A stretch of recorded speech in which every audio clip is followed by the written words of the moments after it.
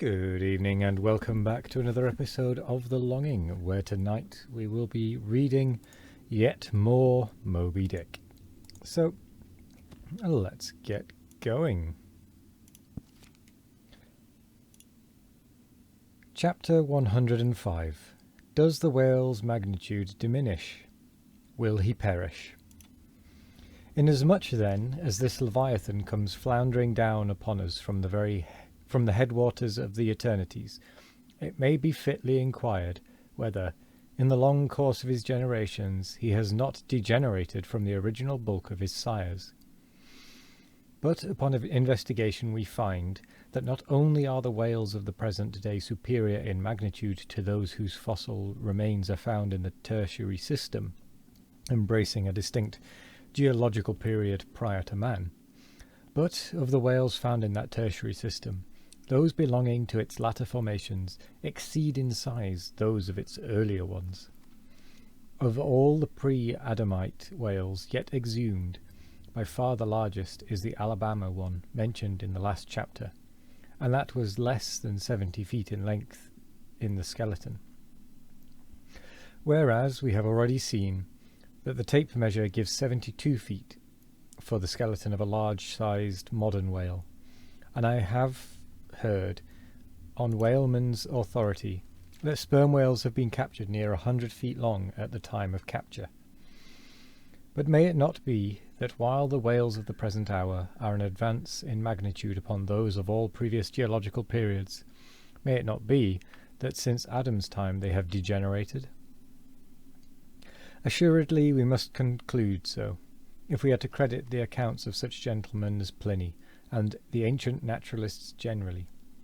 For Pliny tells us of whales that embraced acres of living bulk, and Aldrovandus of others which measured 800 feet in length. Rope walks and Thames tunnels of whales. And even in the days of Banks and Solander, Cook's naturalists, we find a Danish member of the Academy of Sciences setting down certain Iceland whales, Radensiska or wrinkled bellies, at 120 yards, that is, 360 feet. And Lacépède, the French naturalist, in his elaborate history of whales, in the very beginning of his work, page 3, sets down the right whale at 100 metres, 328 feet. And this work was published so late as A.D. 1825. But will any whaleman believe these stories? No. The whale of today is as big as his ancestors in Pliny's time, and if ever I go where Pliny is, I, a whaleman, more than he was, will make bold to tell him so, because I cannot understand how it is that while the Egyptian mummies that were buried thousands of years before even Pliny was born do not measure so much in their coffins as a modern Kentuckian in his socks, and while the cattle and other animals sculptured on the oldest Egyptian and Nineveh tables, by the relative proportions in which they are drawn, just as plainly prove that the high-bred, stall-fed, prize cattle of Smithfield not only equal, but far exceed in magnitude the fattest of Pharaoh's fat kine. In the face of all this, I will not admit that of all animals the whale alone should have degenerated. But still another inquiry remains, one often agitated by the more recondite Nantucketers, whether owing to the almost omniscient lookouts at the mastheads of the whale ships, now penetrating even through Bering Straits and into the remotest secret drawers and lockers of the world, and the 1,000 harpoons and lances darted along all continental coasts. The moot point is whether Leviathan can long endure so wide a chase and so remorseless a havoc, whether he must not at last be exterminated from the waters, and the last whale, like the last man, smoke his last pipe, and then himself evaporate in the final puff. Comparing the humped herds of whales with the humped herds of buffalo, which, not 40 years ago, overspread by tens of thousands the prairies of Illinois and Missouri, and shook their iron manes and scowled with their thunder-clotted brows upon the sites of populous river capitals, where now the polite broker sells you land at $1 an inch. In such a comparison, an irresistible argument would seem furnished, to show that the hunted whale cannot now escape speedy extinction. But you must look at this matter in every light. Though so short a period ago, not a good lifetime, the census of the buffalo in Illinois exceeded the census of men now in London, and though at the present day not one horn or hoof of them remains in all that region, and though the cause of this wondrous extermination was the spear of man, yet the far different nature of the whale hunt peremptorily forbids so inglorious an end to the Leviathan. 40 men in one ship hunting the sperm whales for 48 months think they have done extremely well, and thank God if at last they carry home the oil of 40 fish. Whereas in the days of the old Canadian and Indian hunters and trappers of the West, when the far West, in whose sunset suns still rise, was a wilderness and a virgin, the same number of moccasined men, for the same number of months mounted on horse instead of sailing in ships, would have slain not 40, but 40,000 and more buffaloes, a fact that, if need were, could be statistically stated. Nor considered aright does it seem any argument in favour of the gradual extinction of the sperm whale. For example, that in former years, the latter part of the last century say,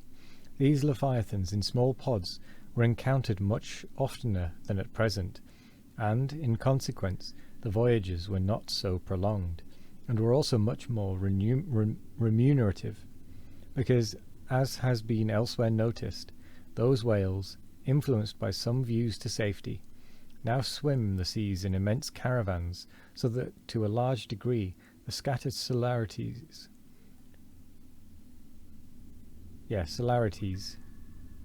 yolks and pods and schools of other days are now aggregated into vast but widely separated, unfrequent armies. That is all. And equally fallacious seems the conceit that because the so-called whalebone whales no longer haunt many grounds in former years abounding with them, hence that species also is declining, for they are only being driven from promontory to a cape, and if one coast is no longer enlivened with their jets, then be sure some other and remoter strand has been very recently startled by the unfamiliar spectacle. Furthermore, concerning these last-mentioned leviathans, they have 2 firm fortresses, which in all human probability will forever remain impregnable. And, as upon the invasion of their valleys, the frosty Swiss have retreated to their mountains, so hunted from the savannas and glades of the Middle Seas, the whalebone whales can at last resort to their polar citadels, and, diving under the ultimate glassy barriers and walls there, come up among icy fields and floes, and in a charmed circle of everlasting December, bid defiance to all pursuit from man. But as perhaps 50 of these whalebone whales are harpooned for one cachalot, some philosophers of the forecastle have concluded that this positive havoc has already very seriously diminished their battalions. But though for some time past the number of these whales, not less than 13,000, have been annually slain on the northwest coast by the Americans alone, yet there are considerations which render even this circumstance of little or no account as an opposing argument in this matter. Natural as it is to be somewhat incredulous concerning the populousness of the more enormous creatures of the globe, yet what shall we say to Harto, the historian of Goa, when he tells us that at one hunting the king of Siam took 4,000 elephants, that in those regions elephants are numerous as droves of cattle in the temperate climes,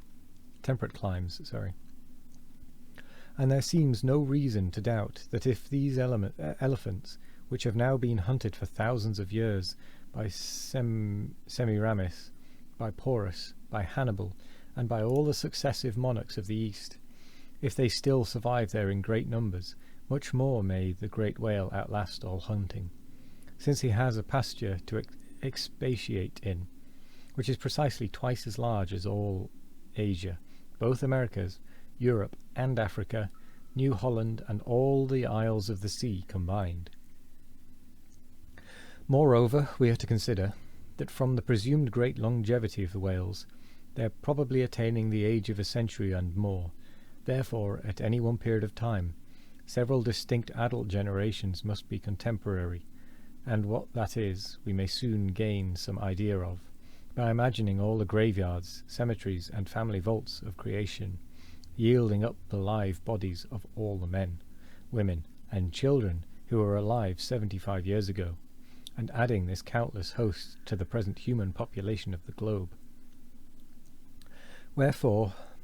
for all these things, we account the whale immortal in his species, however perishable in his individuality. He swam the seas before the continents broke water. He once swam over the site of the Tuileries, and Windsor Castle, and the Kremlin. In Noah's flood he despised Noah's Ark, and if ever the world is to be again flooded, like the Netherlands, to kill off its rats, then the eternal whale will still survive, and, rearing upon the topmost crest of the equatorial flood, spout his frothed defiance to the skies. And with that we come to the end of the chapter, and also the end of the episode. So thank you very much for joining me tonight. I hope you all have a wonderful morning, evening, afternoon or night, no matter what time of day it is. I hope you all have a wonderful one of it, and as always we will be back tomorrow for more of The Longing. Goodbye.